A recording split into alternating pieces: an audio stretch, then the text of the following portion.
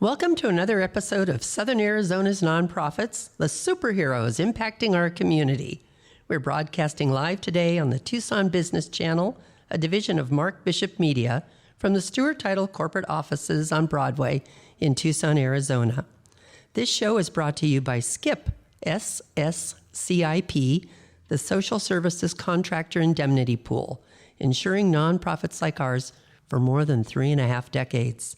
I'm Barbara McClure, Executive Director of Southern Arizona, of Impact to Southern Arizona, host of this show, and with me today are two ladies from different nonprofits, one helping to save lives, and another providing a safe place for children, teens, and young adults to find comfort, hope, and support while dealing with a serious medical condition or death of a family member or a special loved one. Please join me in welcoming Rachael Blackketter, Education and Engagement Manager of Tunadito Children and Family Services. Welcome.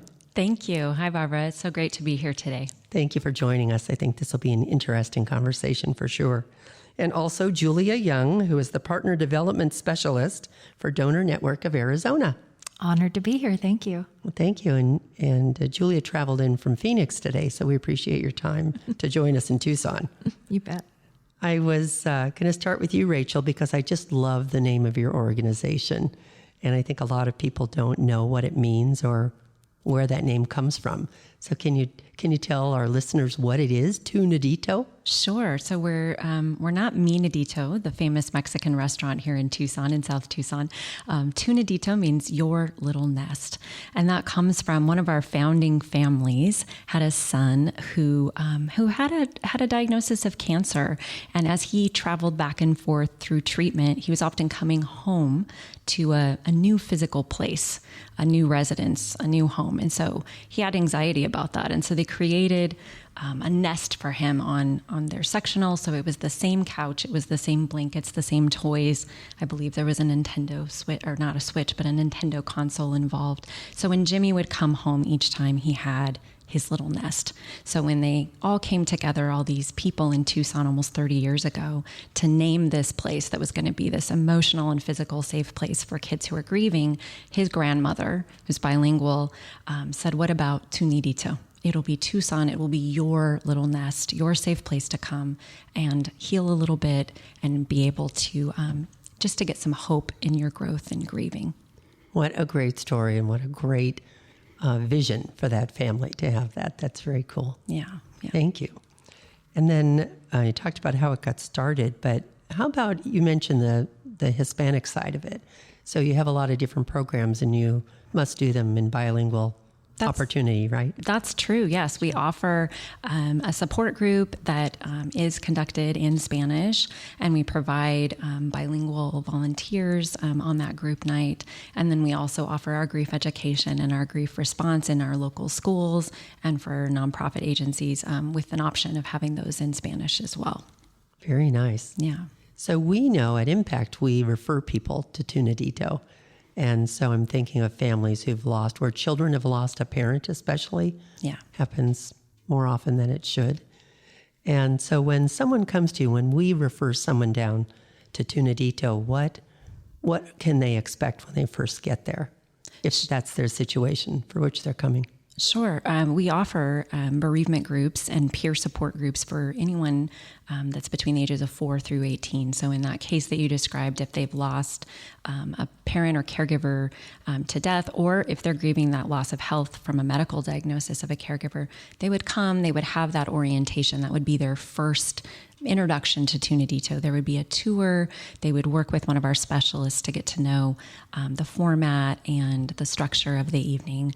And then when they come, they would be divided into age segmented peer groups. So we have our littles, our middles, our teens, and our adults and caregivers. And they would all come simultaneously as a household on the same night. It's concurrent, and be receiving their own peer support. And the kids themselves, they get to spend half their time in free time, because children don't grieve like adults. They grieve through movement and through creative expression and through their bodies. And so they get free time. The adults don't get recess, but the kids do. So they get to engage in art, or we have a volcano room where they can let out some of those big feelings that are in danger of erupting in a safe way. or they can just play on the playground with our volunteers who are there to connect with them and just support them and walk alongside them through their grief. Well, that's very nice. And I thought that when we had sent people in the past, if you had like you were calling them, your littles, your middles, so children of the same age group are working together through the counseling, so they have common peer age and developmental. Yeah, we're there, and we even go a little bit further. So we have a night that specifically focuses on child loss. So those children would have lost a sibling, and those parents and caregivers would have lost a child. Or we have a traumatic death group that is death by suicide, death by homicide, death by substance abuse, and so those families are also all together. So they can feel even more like they're not alone, because that's really what Tunadito's mission is that no child grieves alone. So they can come and be with kids their own age who've also experienced a similar death loss or medical diagnosis in that loss of health group. I think that's so important. We had a death in the family of a nephew. He was an adult at the time. Yeah. And because all the children were adults, he was in his early 30s. Everyone turned to the parents and the struggle that the parents had with the death. But it took me a long time to realize, oh my gosh, the siblings also lost someone. Yeah. You know, and as adults, and then they weren't all there at the time. Everybody lives somewhere else, but it was that reality of, oh yeah, you have to reach out to them because I lost a sibling. Absolutely. And I mean, that gets overlooked. Yes, it does, especially with children. Sure. And who've lost a sibling. They're often hesitant to even talk about or share about their grief with their parent or caregiver because they can see how much their parent or caregiver is grieving. So they don't want to upset those who are caring for them. So being able to come somewhere like Tunadito where they can be with other children who've lost a sibling or whatever the case may be, whoever their special person is that's died, it just makes a huge impact in their lives. Well, we're sure glad that your organization is in this town because I know there is a lot of death for sure. Absolutely. We have increased need and demand since COVID. I think we're all more grief aware a little bit and aware that we need some support. So, we're glad to be here. Well, that's a good outcome from COVID then. Yeah. That is great. Yeah. Well, I want to share with Julia too, because Julia is with Donor Network. And you've all probably heard of Donor Network, but just don't recognize the name. You likely first encountered them at the DMV, and you would probably recognize their blue and green logo. It's a rectangle that says Donate Life. And so I think it's just something we all know about in general, but don't know enough about or don't know the details. So Julia, thank you for coming to share what your organization does and how to connect with Donor Network in Tucson. Yeah. Well, you nailed it. Our brand is very blue and green. Blue on the top, it signifies the sky. The green on the bottom signifies the earth beneath our feet. And then the very middle of the brand has a black swirl, which signifies the ever circular path of life and death. Oh, very nice. It just looked like an @ sign to me. Yeah. But that makes sense. Yeah. It's nice to know that. And now I'll look at that rectangle in a completely different way. Thank you. I love swirls today. I know. That's fun. So Donor Network of Arizona, we are the state's federally designated organ procurement organization. We are a nonprofit. We coordinate organ, eye, and tissue donation for transplantation. And we're dedicated to working with all of our healthcare partners and other community partners, including the Arizona Department of Transportation, which is a funny little thing we'll get into later, to support donor families and facilitate organ, eye, and tissue donation for transplantation. I thought it was interesting when I heard you speak not too long ago about the different kinds of organs that people donate or that are harvested. And tissue, your comment about tissue just then. So maybe you can share some of that. Absolutely. So we recover both tissue and organs. And that's when I'm out there educating folks, I always ask the audience, how many organs do you think you have that you can donate? And it's wild how little we retain from high school biology and health classes, right? So there are 8 organs that folks can donate. It's pretty rare that somebody can donate that many organs at once. It's usually, if there are 6 or 7, that's a pretty high number. Very rare that all 8 organs would be viable to go on and pass along to another person. But they consist of, let's see, test me here, 2 lungs, 2 kidneys, the pancreas, the liver. What am I missing? I'm missing something. Heart. The heart. Maybe. Yep, the heart. And then, of course, there's tissue donation, which is the corneas. This is not, some people get a little oozy about this because we're not talking about the whole eyeball. We're talking about the cornea. And the cornea, once when you are transplanting that, it looks very similar to a contact lens. And then in tissue, there's so many other things that fall under the umbrella of tissue, like heart valves. Heart valves are extremely important to pediatric patients. If somebody is in need of a heart valve, they're typically going to be put on blood thinners. And our accident-prone kiddos are the last folks you want on blood thinners. Yes. So we find that about 70% or so of the heart valves recovered do go to pediatric patients. Oh, that's interesting. Very important, yeah. I think you had some interesting statistics, and I was going to ask you, when you were talking about all the different things people can donate, about how many people are on the donation list. Like when we had a gentleman who was waiting for a heart, so so many people who are waiting for transplants. But what is the practicality of that, or we had a friend who didn't make it. Didn't find a match. Right. And that's where we're trying to get more people to register so that we can reduce the number of people who run out of time. On a daily basis, across the nation, there are the number fluctuates. So we see around 104 to 114,000 people who are on the transplant waiting list at any given time. And a really nice visual of that is that we don't currently, throughout America, we don't have a sporting arena large enough to accommodate that many people. So that's how many people we're talking about who are in need. Every single day, 17 of those people will run out of time. They will pass because their match didn't come in time. And then every 9 minutes, a new person is added to that transplant waiting list. Oh, that's a good statistic. Yeah. And I remember when I first started with Donor Network of Arizona in August of 2019, the numbers were a little bit different. It was 22 people passed every day. And every 10 minutes, somebody was added to the transplant waiting list. It's improved in the fact that now it's only 17 people who are passing every day because their match didn't arrive. But we are, instead of one person being added every 10 minutes, it's one person being added to the transplant waiting list every 9 minutes, which sounds negative, but I think what's happening is we are making it easier for people to get on the transplant waiting list and to seek that care. So it's actually good in some ways. That is good news. Yeah. To have that available. Mm-hmm. And I, of course, my first interaction with the organization was the DMV. Yeah. So my license has that little heart on it. And so I think when I don't remember when it happened per se. So I think when you go to the DMV, do they just ask you? Do they ask everyone?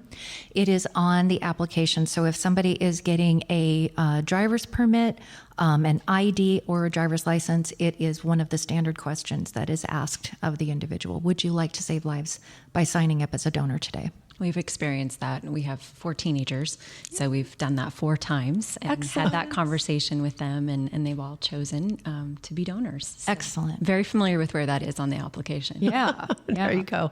And I think we all are on it as well. Our kids are in their 30s and 40s now, but it's just such an amazing thing to think, like, what an amazing outreach. Right. to get to everyone who has a driver's license in America and at least ask the question. Right. It is a wonderful way. A little harder in Arizona because there for a while, you remember how long our driver's licenses lasted? I think it's still that way. With the new ID, the travel ID or the real ID, that expires every 8 years. So we will be able to ask that question more frequently, which is wonderful. And we're always looking for new ways to get that question in front of somebody, on a more regular basis. Sure, that is good. And for those who are not in Arizona listening to the podcast, and this was a funny story because we moved to Arizona from Washington with a 16-year-old. So he had just received his Washington license, but in Arizona, you have to get your new license in the new state pretty rapidly.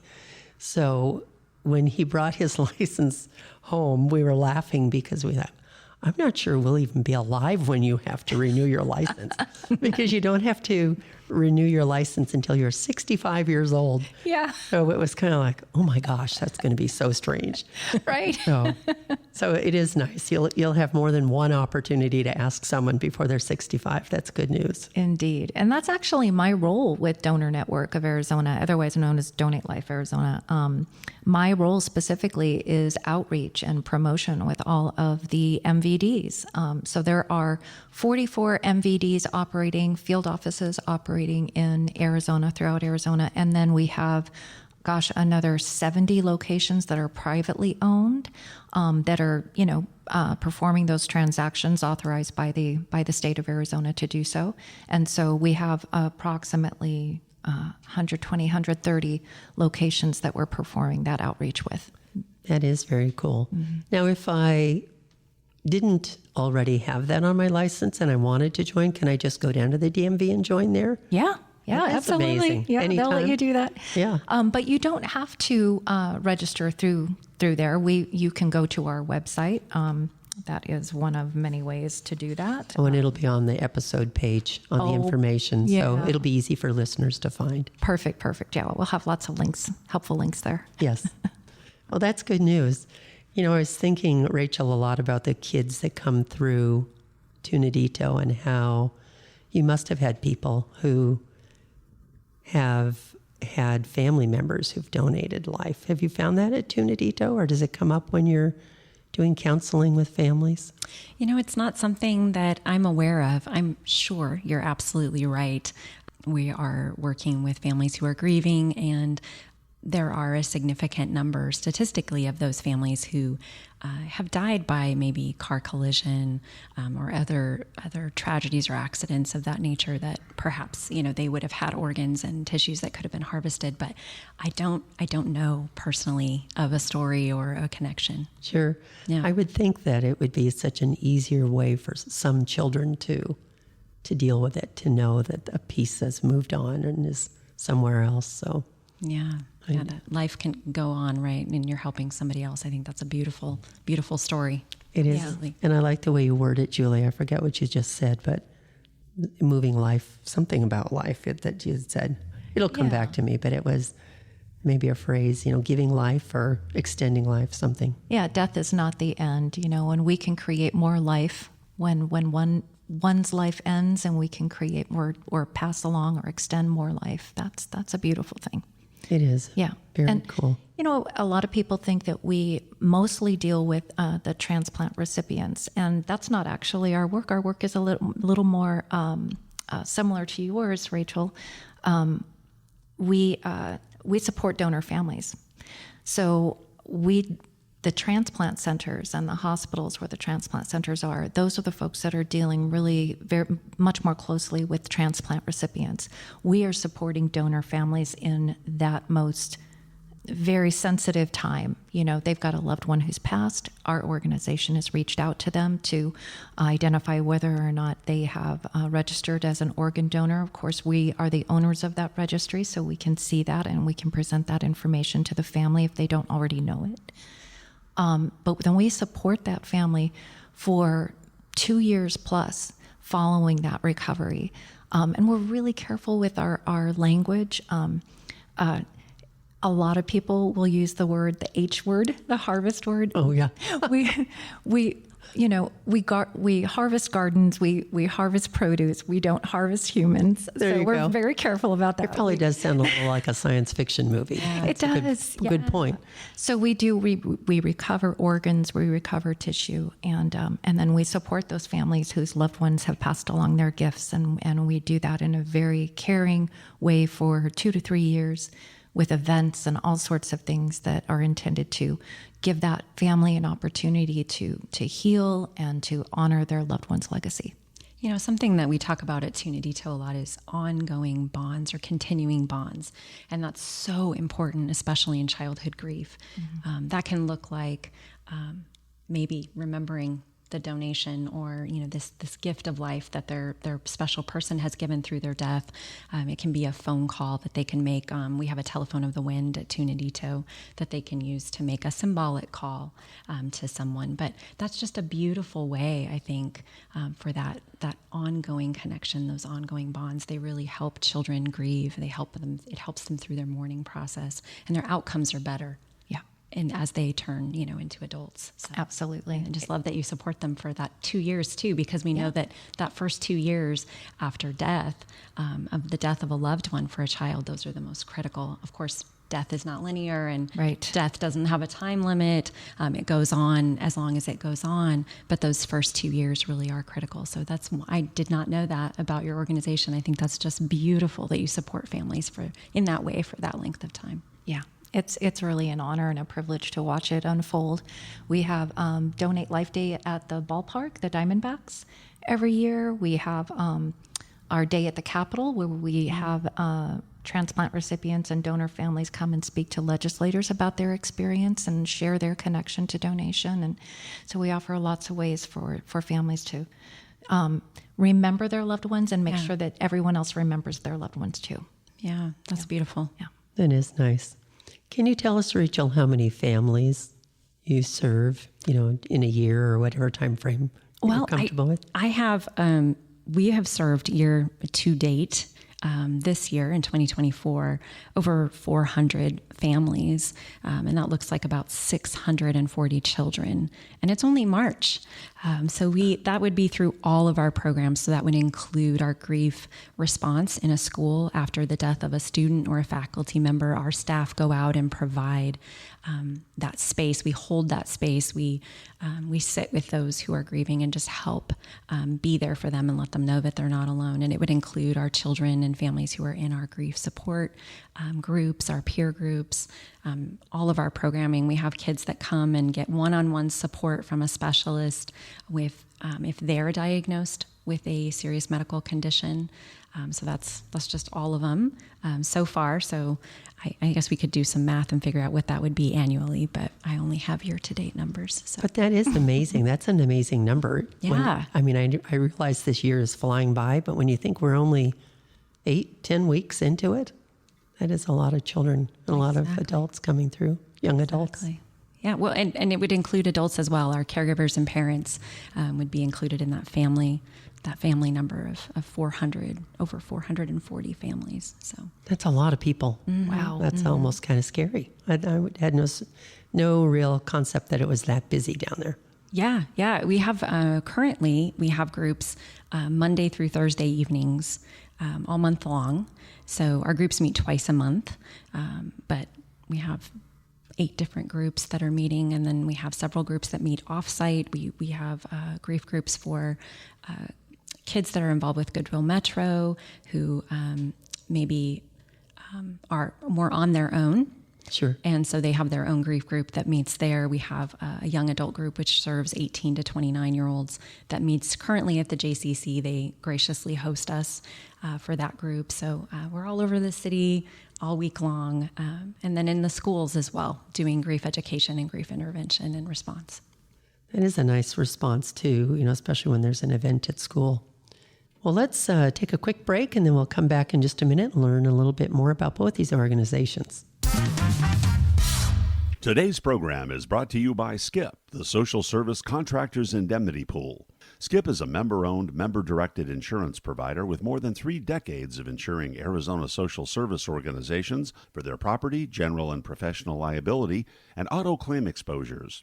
With an Arizona-based staff of claim underwriting and risk management professionals, Skip specializes in providing personalized service, affordable premiums, and coverage which meets and often exceeds the state of Arizona's contract requirements for social service providers. For more information, visit our website at www.sscip.org or ask your insurance agent about protecting your organization with insurance coverage through Skip. Welcome back to the show.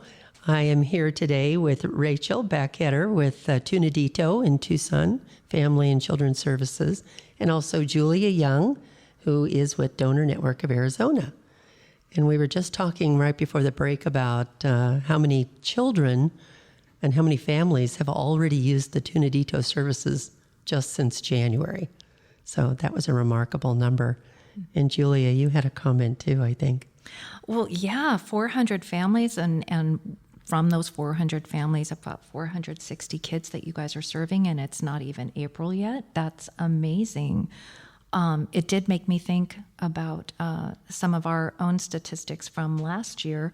We had over 300 donors last year. It was we broke some records last year. I want to say it was somewhere around 340, but that number's a little bit squishy for some clinical reasons. And of those 340 approximately donors, we were able to save, or those donors saved around 840 lives. Wow. But what's more interesting is that I remember when I first came to work for the organization, and I came in, I showed them my heart on my license. I was very proud to do that. And I really had this idea that because this heart's on my license, because I said yes to donation, that someday when I passed, I was going to save all these lives. And the fact is that we have about 4.6 million people in Arizona who have said yes to donation and probably have the hearts on their license. Less than 1%, around 1% of those people will ever have an opportunity to pass along their gifts of life. Mm-hmm. So last year there were 38,000 deaths reported to us, because that in Arizona, hospitals are required by law to report deaths to us. And if you can picture a funnel, we start at the top of the funnel, the widest part of the funnel, with those 38,000 people who have passed. By the time we're done, by the time we've figured out compatibility, can we get this organ, can we get this gift to the person who needs it fast enough within that window? So many things, compatibility and other things, distance and so many things will whittle that number down to the number that I uttered earlier. We had around 330, 340 donors. From all those thousands, tens of thousands. That's amazing. Right. Transplantation is incredibly rare. And that's why hospitals and the transplant centers within those hospitals show so much reverence to the donors and the donor families when that occurs.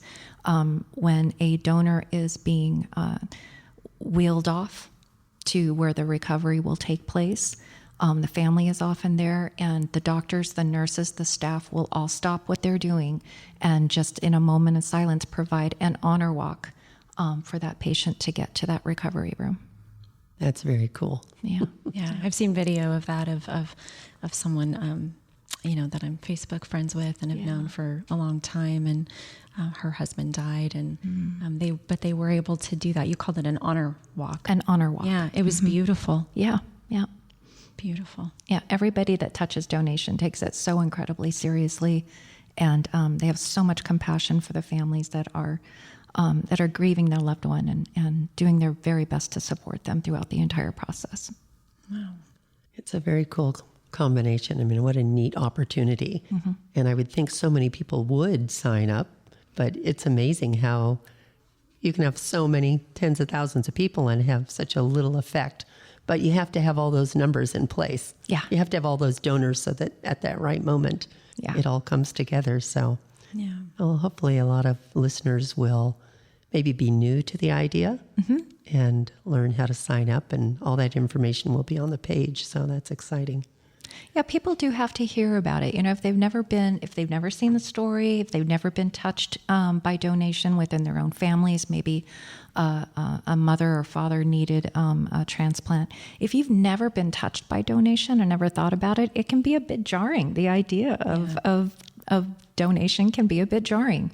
But the more times you hear it, the more stories you hear, the more stories you see of families enjoying their loved ones for decades longer, getting to attend weddings and seeing the birth of their grandchildren, that these things wouldn't have happened if it wasn't for the generosity of a donor. The more we can share those stories with people, the more likely they are to understand their power to save and heal lives. Well, and I think also, you were asked once and you made a decision, and I don't know that it would ever occur to me to revisit that decision. Right. Because at the stage of life, like you were saying, Rachel, with your young drivers, some kids that age might be like, oh no, that's not for me, or Yeah. and then they get their driver's license and they never get asked the question again. Right. So that is interesting for people to just kind of rethink it. Yeah. Absolutely. So Well, that's what April's for, too, by the way. there you go. Yeah. I'd be remiss if I didn't mention that April is National Donate Life Month. And if you happen into an MVD or even one of these private businesses authorized to issue driver's licenses, you're likely to see a bunch of blue and green decorations. And I'm going to give a shout out to my friends in Sierra Vista. The Sierra Vista MVD, I walked into it last week or the week before, and I thought I was in a Donate Life store. They celebrate so beautifully. They really encourage their community to consider their power to save and heal lives. That's something we could do too. I mean, when you're saying that seems like an obvious place to look at it. But at Impact, we have a food bank, and we have 800 families come in every month. Oh, So we could do flyers in April. absolutely. Or the little signs. I know the little signs that look like fans. Yeah. We'll give you I see them all over. decorations. Yeah. Yeah, even just so people can take the information home and maybe think about it for the first time again. Exactly. Or the first time or over again. You're right. You just never know where somebody is in their journey. And what do they say in advertising? You have to see something 6 or 8 times before it begins to take hold. And so, sometimes the staff at the MVDs will be a little depressed, like, oh, they say no, or they say ridiculous conspiracy theories about, oh, the doctors won't try to save me, or things like that. And we always tell them, like, don't worry, just keep asking the question. You never know where that person is on their journey. You just keep asking the question. Sure. Absolutely. Yeah. Well, we'll get together so we can pass out some flyers and get that to 800 more people. Yay. Next in April. And then we will see what comes of it. That would be kind of fun. Maybe we'll even do some kind of board where they can put up their name or something, not maybe anonymously, but that they're interested. So Yeah. that'll be fun to do. Thank you. Yeah. Oh, and she has some right there. We so do. It's a Donate Life. It's a square paper, like you go to the market and you see, it's the Shamrock Right. donation, and their papers are all over. And this one has the logo and beautiful artwork, and it says, blank is a registered organ, eye, and tissue donor. So that will be fun. Thank you. Mm-hmm. So we will do that at Impact. Fantastic. Thank you, Barbara. You're welcome. And then, Rachel, what can we do to support you? What are some other things you have going on that would be helpful to get out Sure. into the world? Well, we have our remarkable celebration coming up on May 11th. This is an annual event that we've been holding in Tucson for decades. So the community really nominates mothers who embody the values of Tunadito. And we throw a big party and we celebrate them. So you can go to our website and you can meet those 7 moms for 2024, our remarkable moms. And you can also buy tickets to the event if you would like to attend and come to that party. It's a little country glam this year. So we have some good music, and it's always wonderful food, and it's a really beautiful time. And it's a way to support Tunadito as well. It's our signature fundraiser every year, and we get a good percentage of our funding through that event. Oh, that's good to know. We can support that and get that out too. Yeah, you can also give your tax credit donations to Tunadito. We're an eligible charitable organization, so if you have that that tax liability, you can do that dollar for dollar tax credit, and all that information is on our website as well. We have videos and FAQs and all the correct numbers, because I know those values have changed, how much you can give individually and as a couple in Arizona. And so that's all on our website as well. Wonderful. Well, that is good for people to know, and it is very seasonal. Is Donate Life also charitable tax credit in this state, or not necessarily? You know, we are a nonprofit, but when people ask how they can support us financially, yes, we do have sponsorships and things. Like for the Donate Life Day at the Diamondbacks, we'll give everybody who comes, we'll give them a free T-shirt, and so we'll get sponsors for those big events like that. But typically, when people ask if they can donate money to support our causes, we refer them to the Transplant Community Alliance. We are federally funded, and so we like to divert that support to the Transplant Community Alliance. They support patients anywhere along their journey. Maybe they've just been diagnosed, they've just been placed on the transplant waiting list. Working during that time can be very hard if you're on dialysis and other things like that. So it just helps them pay their bills. It supports them while they're on their journey. It supports them after their journey. There are a lot of resources there. So we encourage people that if they want to make a financial donation, that they send that over to Transplant Community Alliance. Another way that you can support Transplant Community Alliance is by purchasing a Donate Life license plate. Those cost $25, but the $17 of that does go to the nonprofit sponsoring that license. So whether it's, the Humane Society or Donate Life, that's $17, which is a nice chunk. Yeah. Yeah, Sure that adds up fast. Yeah, definitely. Very nice. Well, good. Lots of opportunities this tax season to sponsor lots of programs.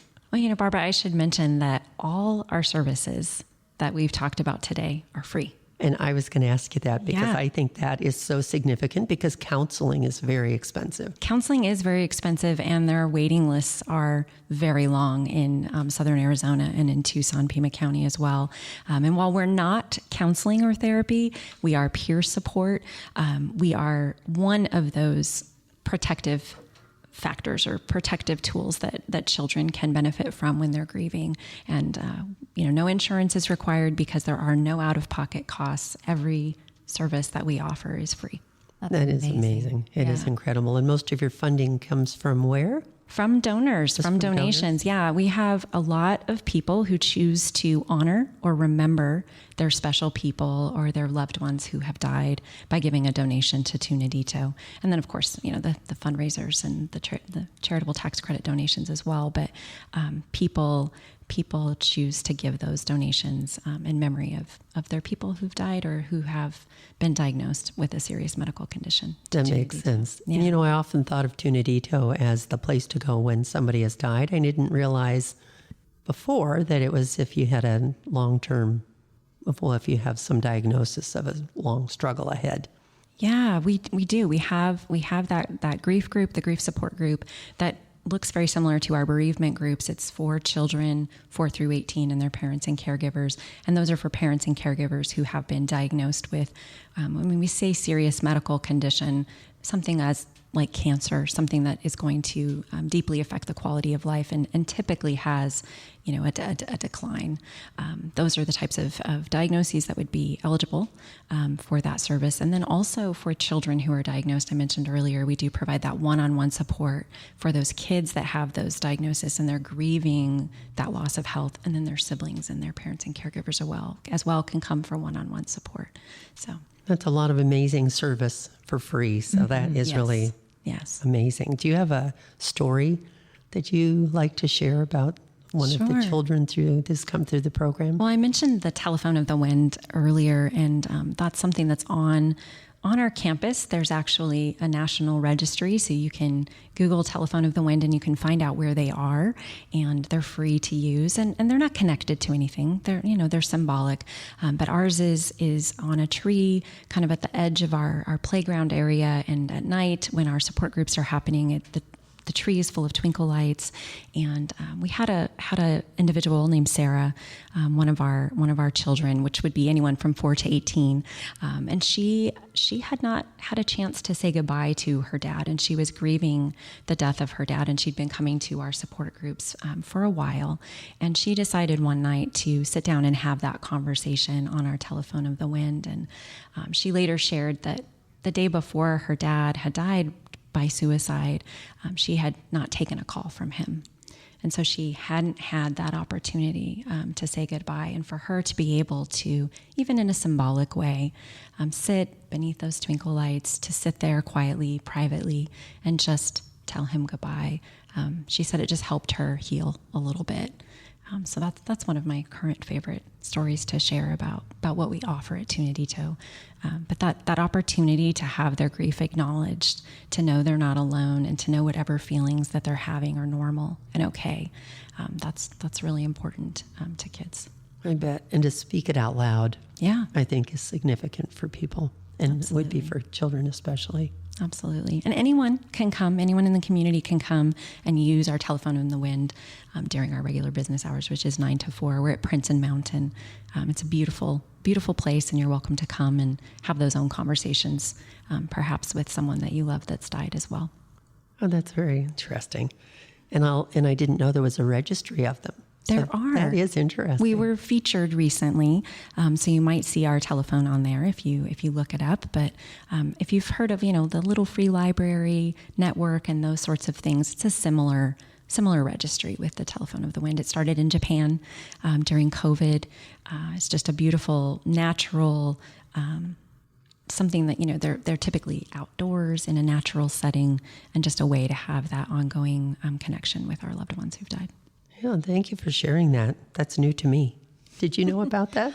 I saw Had you heard of it? something on Sunday morning, the CBS Sunday morning show. Really? Yeah. And it was out in the woods somewhere. Yes. But I didn't know there was a whole registry of them. That's so cool. Yeah, we've had volunteers that volunteer with hospices in different parts of the country, and other organizations that are supporting grieving families and children that have been here this winter on, maybe vacation, or maybe they're snowbirds, and they have come and visited our telephone and had that opportunity to have those conversations. So, That is That's awesome. neat. Yeah. What other kinds of things can volunteers do with Tunadito? So all of these support groups that I've mentioned that we have Monday through Thursday evenings, all month long, are powered by volunteers. We have one staff member on site. So we have volunteers that are working with those littles, with those middles, with those teens, and with those caregivers and adults. So we use about 25 volunteers each night. And so that's our major volunteer request, or a way for people to come and be a part of our work and our mission that No Child Grieves Alone. And they provide that structure, so they have that safe physical and emotional space, and then they play and they connect and they spend time with the kids. We also use volunteers for our event, the Remarkable Celebration. We have event volunteers. And then we're a part of El Tour de Tucson. So most people in Tucson, if they have brand recognition for Tunadito, it's because of our longtime affiliation with El Tour. And so volunteers can do that. They can ride and get pledges and raise money for us when they do their annual El Tour de Tucson ride. Nice. I would think that the volunteers who are working in your programs, Yeah, I think it's probably a given that they get some kind of training.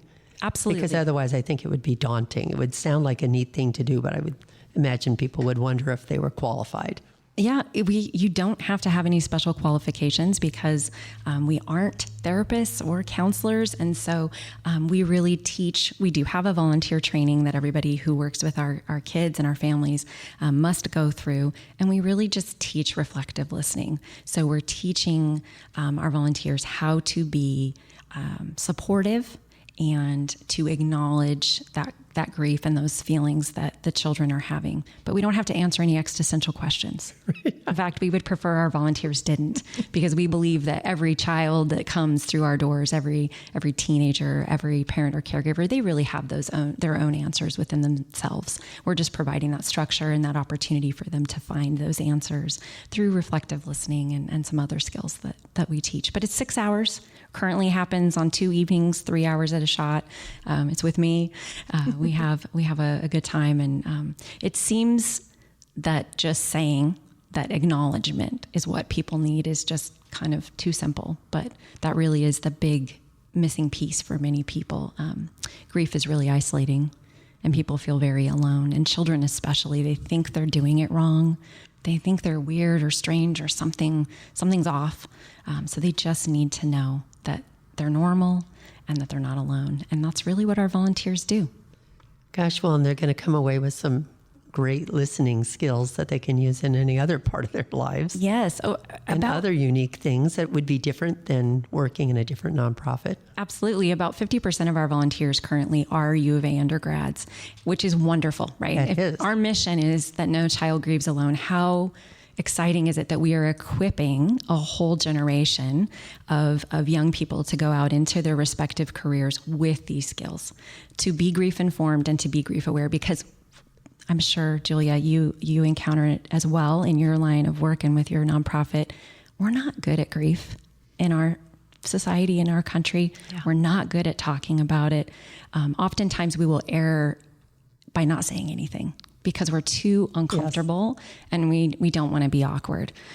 So we really give our volunteers, and when we're doing our grief education with teachers in schools, what I hope that they take away is just having that courage and that confidence to be able to step into those hard conversations, because that's what kids and all of us really need, is just that acknowledgement.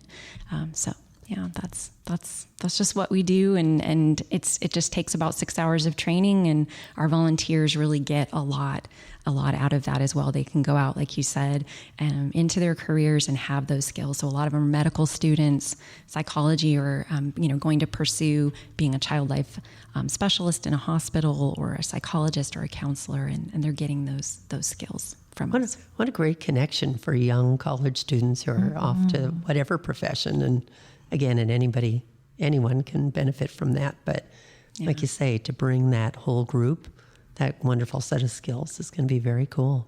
Yeah, it's exciting. I love working with our students. I love all of our volunteers. We have volunteers, and you only have to be 16 to volunteer with us. And some of our high school students are our most reliable volunteers. Sure. So they're not too young, even when they're only 16. But we have, all the way up to, just pick an age. We have volunteers in their late years of life as well that can come. It's very low physical exertion, and they can come and hold that space and provide that acknowledgement and normalization for our kids and families. Very nice. And I think it's difficult to find places for young people to volunteer, but how wonderful, because if you're working with your peers, to have a 16, 17-year-old be the facilitator for other children of the same age, that would be really impactful, I think. Yeah, it's powerful for both of them, I think. Yes. And our volunteers come away changed, maybe more, or at least as much as our families that we're serving. I would think so. Well, so many opportunities and so many benefits. Gosh, that is really fun. You've got some other programs I think you were talking about before too. And do you have anything else you want to add that maybe we've left out? Well, I mentioned it just briefly. I just touched on it. We do grief education for teachers in school districts. And so if there's someone listening in Southern Arizona, in Pima County, and we haven't been to your school, we haven't spoken to your faculty or staff, give us a call, or I'm sure the links will be on your webpage, Barbara. You can email me or contact Tunadito, and we'll be happy to set that up. 1 in 11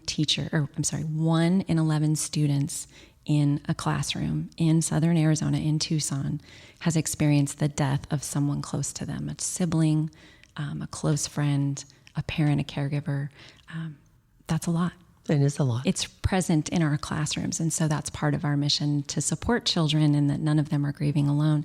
So we do go into those schools and we do provide that education and talk to teachers specifically how they can support kids, what they can do in their classrooms. And then we do provide that grief response as well when a student or a faculty member has died and the campus is affected. We can come in alongside the counseling staff from the district or from that school site and just hold that space and be caring, compassionate people for the affected kids and teachers.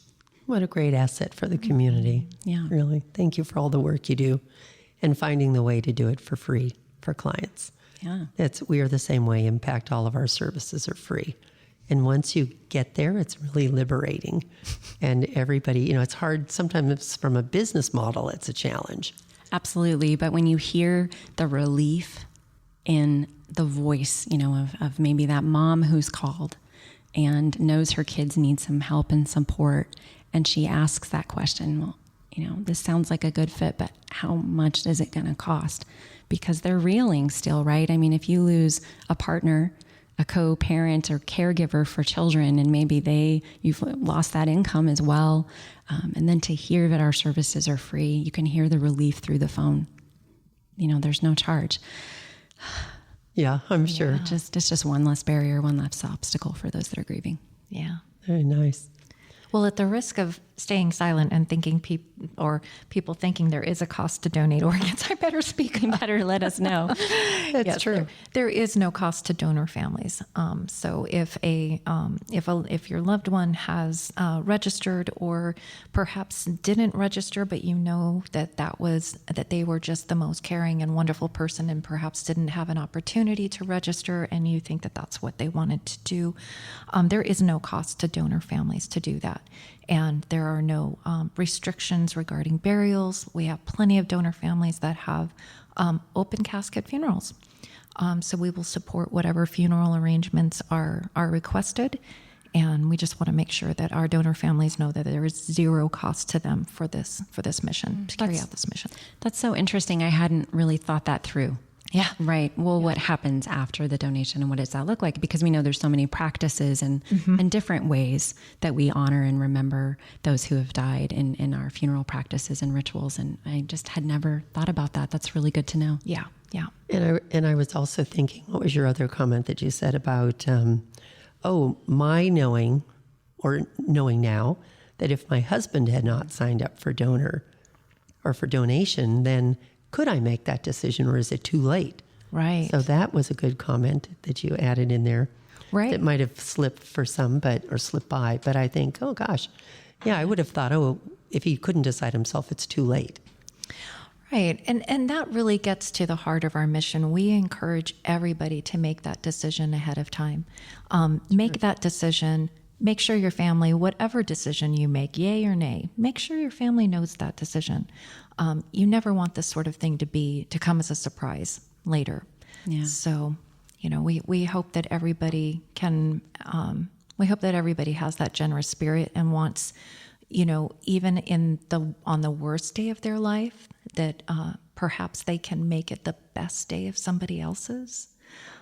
It's a hard thing, but if you can, especially if your loved one has checked that box and said, yes, I want to donate someday if I have that opportunity, and to know that about your loved one, there's no greater gift. There are so many decisions that have to be made at the time of someone's passing. And if you can take that burden, that decision off of them and turn it into simply, we're carrying out the decision of our loved one, and we're going to honor that. Yeah. And they are our hero. And they are now the hero of these other families who get to spend years, hopefully years and decades more with their families. And that's what this whole mission is about. We've recently had a death in our family. My father-in-law passed away in January. Thank you. But that peace that came with knowing that was what he wanted. Wow. Just you can't get that any other way. And right. We as all his children and grandchildren came for the memorial service in February, which was just beautiful. But we were having those conversations. Well, what about you? What do you want? Right. What do you want? Do you want to be a donor? And it was really wonderful. So I know who in my family does, and my husband and I have talked about it. And because we know that value of knowing, without a doubt, that was his wish. Yep. That in itself is a gift. It is. Yep. It really is. Well, hopefully a lot of people will sign up to be donors after listening to all of this and have learned some new things like I did. Yeah. And, my mother donated her eyes. Oh. I mean, she was an organ donor, but her eyes went on to someone else. So that was very exciting. So she restored sight for somebody. That's wonderful. Yeah, so that was kind of a fun thing. So just knowing that is, we don't know the recipient, but just the idea that she was able to help somebody is really special. So that's the other thing that our organization does, is it does connect recipients with donor families. So if they want to have that correspondence and they want to meet each other, we help facilitate that. We had such a meeting occur right in our building in Tempe yesterday between a donor mom and recipient. That must be powerful. It's incredible.